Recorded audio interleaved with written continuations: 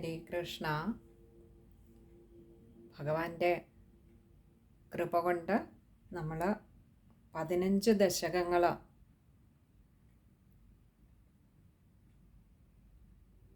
അതിൻ്റെ അർത്ഥവിചാരം ചെയ്ത് ഒന്ന് പറയാൻ ശ്രമിച്ചിട്ടുണ്ട്, ഒന്ന് പഠിക്കാൻ ശ്രമിച്ചിട്ടുണ്ട്. അതും ഭഗവാന്റെ സങ്കല്പം, ഭഗവാൻ പറയിപ്പിച്ചതൊക്കെയും ഭഗവാന്റെ അതിയായ കൃപ കൊണ്ട് ഭഗവാന്റെ കയ്യിലെ ഒരു ഉപകരണം മാത്രമായ ഈ ഉള്ളവളെ കൊണ്ട് ഭഗവാൻ പറയിപ്പിച്ചതാണെന്ന് ഈ ഉള്ളവൾ അറിയുന്നു.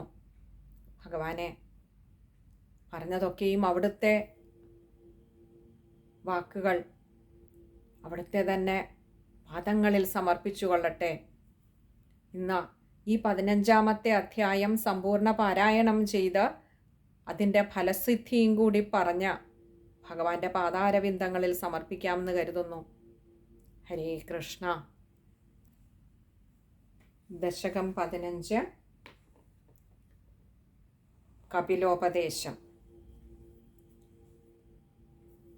ഓം നമോ ഭഗവതേ വാസുദേവായ. ഓം ശ്രീകൃഷ്ണ പരമാത്മനേ നമഃ. മതിരിഹ ഗുണസക്ത ബന്ധകൃത്തേഷ്വസക്ത ത്വമൃതകൃതുപരുന്ധേ ഭക്തിയോഗസ്തു സക്തിം മഹദനുഗമലഭ്യ ഭക്തിരേവാത്ര സാധ്യ കപിലതനുരിതി ത്വം ദേവഹൂത്യൈ ന്യഗാദി.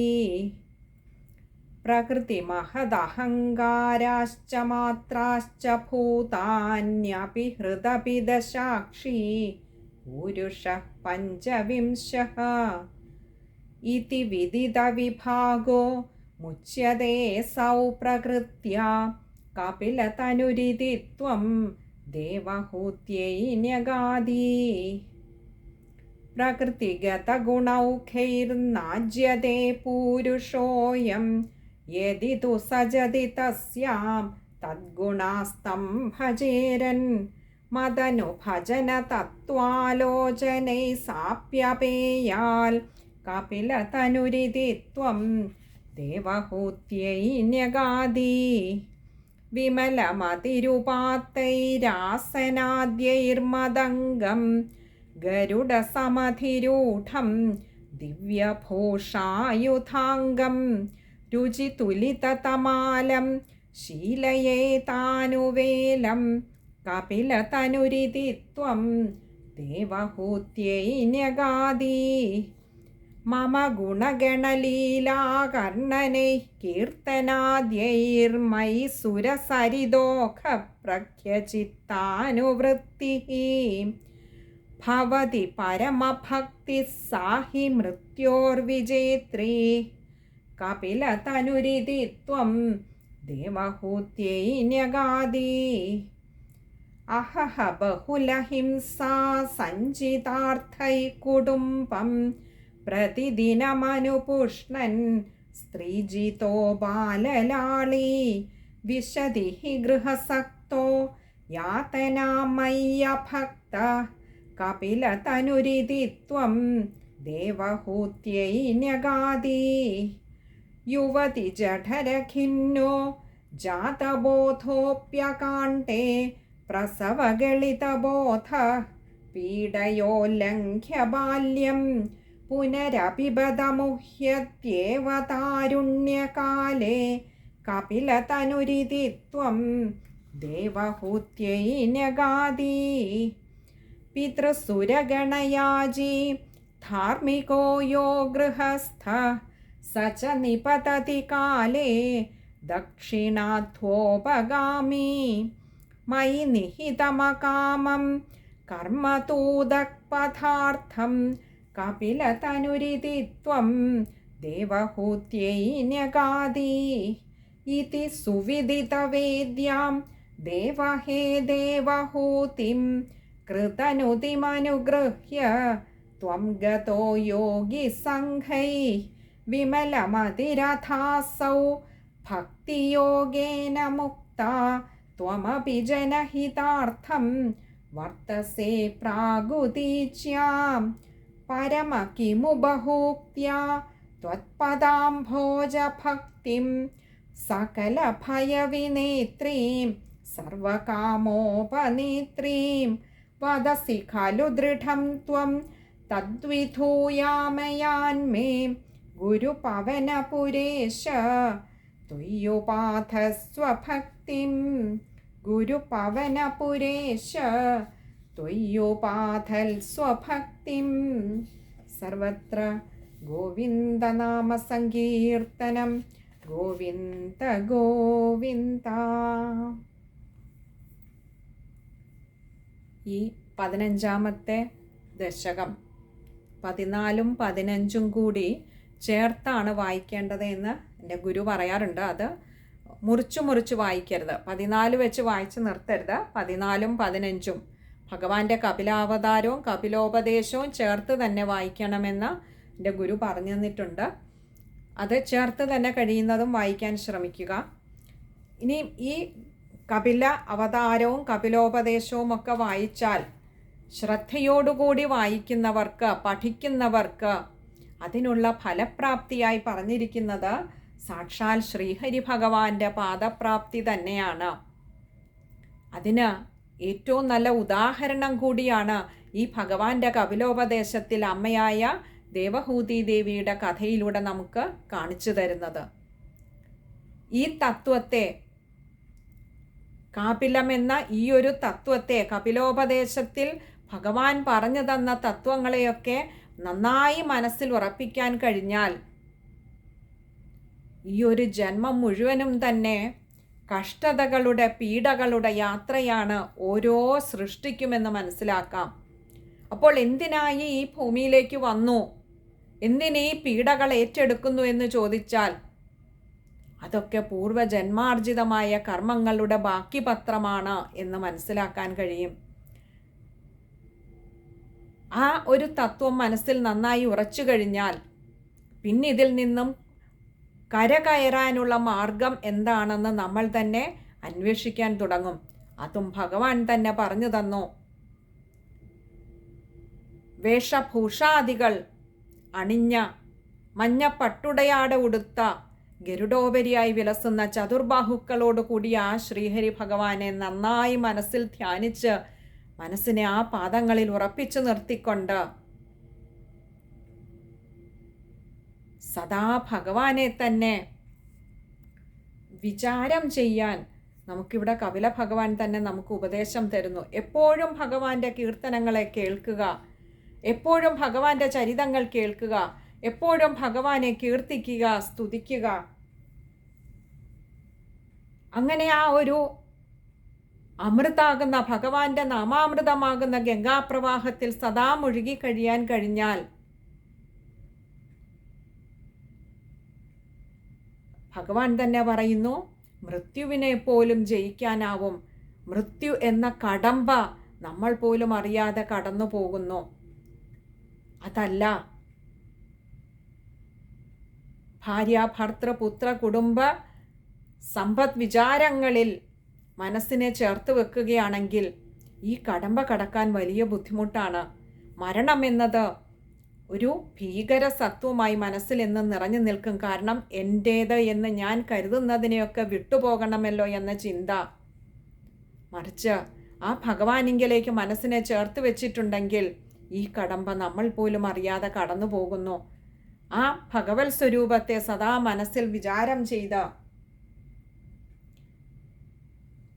ഇവിടെ കപില ഭഗവാൻ തന്നെ പറഞ്ഞതുപോലെ അമ്മയുടെ ഗർഭപാത്രത്തിൽ നിന്ന് തുടങ്ങുന്ന പീഡ അവസാനം മരണമെന്ന കടമ്പ കടന്നടുത്ത ശരീരത്തെ സ്വീകരിക്കുന്നതിനുള്ള ആ ഒരു തയ്യാറെടുപ്പ് നടത്തുന്നത് വരെയുള്ള യാത്രയിൽ അവസാനിക്കാത്ത തുടർക്കഥയായി ഈ പീഡ നമ്മളെ അലട്ടിക്കൊണ്ടേയിരിക്കുന്നു. നമ്മളൊക്കെ സുഖത്തിനായി ചെയ്യുന്നതൊക്കെ പലതും നമുക്ക് തന്നെ ദുഃഖത്തിനായി ഇന്നല്ലെങ്കിൽ നാളെ ഒരു കാലം വന്നു ചേർന്നേക്കാം.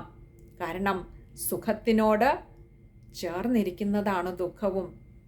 അപ്പോൾ സുഖം തേടിപ്പോകുന്ന നമ്മളൊക്കെ, സുഖത്തിനായി ചെയ്യുന്ന നമ്മുടെ ഓരോ കർമ്മവും ചിലപ്പോൾ ദുഃഖത്തിനോട് ചേർന്നാവും അനുഭവിക്കാൻ ഇടയാവുക. അതുകൊണ്ട് തന്നെ ഈ സുഖം തേടിപ്പോകാതെ ഭഗവാന്റെ ആ ദിവ്യരൂപത്തെ വിചാരം ചെയ്ത് ആ ദിവ്യരൂപമാകുന്ന അമൃത ദൃശ്യത്തിൽ, അമൃത ദർശനത്തിൽ, ആ ദിവ്യരൂപത്തിൽ മനസ്സിനെ ചേർത്ത് വെച്ചുകൊണ്ട് ഈ ജന്മത്തെ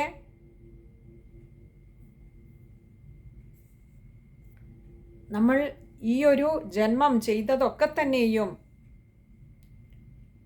ഭഗവാനെ അവിടുത്തെ സങ്കല്പമാണ് നടന്നതൊക്കെ.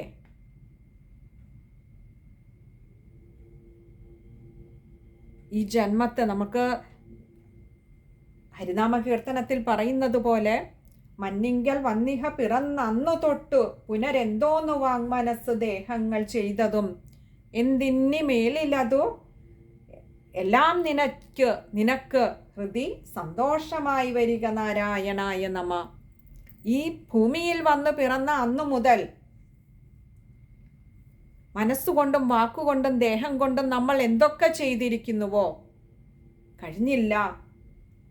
എന്തിന്നി മേലിലതോ എല്ലാം നിനക്ക്, ഇനി മേലിൽ ഞാൻ ചെയ്യുന്നതുമെല്ലാം അല്ലയോ ഭഗവാനെ അങ്ങയ്ക്ക് ഹൃദി സന്തോഷമായി വരിക നാരായണായ നമ. ഞാൻ ചെയ്യുന്നതൊക്കെ ഭഗവാനെ അവിടുത്തെ സന്തോഷത്തിനായി വരയണമേ എന്ന പ്രാർത്ഥനയോടുകൂടി, എന്ന ചിന്തയോടുകൂടി നമ്മുടെ കർമ്മങ്ങൾ നമുക്ക് ചെയ്യാൻ കഴിഞ്ഞാൽ അത് മനസ്സുകൊണ്ടും വാക്കുകൊണ്ടും കർമ്മങ്ങൾ ക്രിയാഭാവത്തിൽ നമ്മൾ ചെയ്യുന്ന എല്ലാ കർമ്മങ്ങളും ഭഗവാനെ അവിടുത്തെ സന്തോഷത്തിനായി ഭവിക്കണമേ.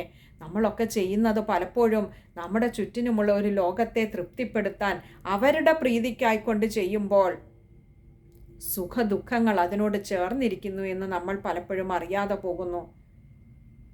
എന്നാൽ ഭഗവാന്റെ പ്രീതിക്കായിക്കൊണ്ട് നമ്മുടെ കർമ്മങ്ങൾ നമുക്ക് ചെയ്യാൻ കഴിഞ്ഞാൽ അവിടെ സുഖവുമില്ല ദുഃഖവുമില്ല, പരമമായ ആനന്ദം ഒന്നു മാത്രമായിരിക്കും.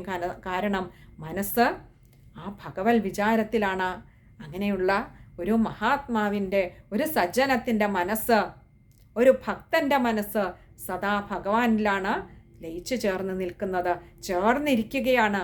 നമുക്ക് ചൂടുള്ള ഒന്നിൽ ചേർന്നിരുന്നാൽ ചൂടനുഭവപ്പെടുന്നത് പോലെ സച്ചിദാനന്ദ സ്വരൂപമായ ഭഗവാനിലേക്ക് മനസ്സിനെ ചേർത്ത് വെക്കുന്ന ഓരോ ഭക്തനും തൻ്റെ ചെയ്തു കഴിഞ്ഞതും ഇനിമേലിൽ ചെയ്യാനിരിക്കുന്നതുമായ ഈ കർമ്മങ്ങളെല്ലാം തന്നെയും ഭഗവാനെ അവിടുത്തെ പ്രീതിക്കായിക്കൊണ്ട് വരയണമേ എന്ന് പ്രാർത്ഥിച്ചു ചെയ്യുമ്പോൾ ആനന്ദസ്വരൂപനിൽ നിന്നും ആനന്ദം ആ ഭക്തൻ്റെ ഉള്ളിലേക്ക് അലകളായി ഒഴുകിക്കൊണ്ടേയിരിക്കും.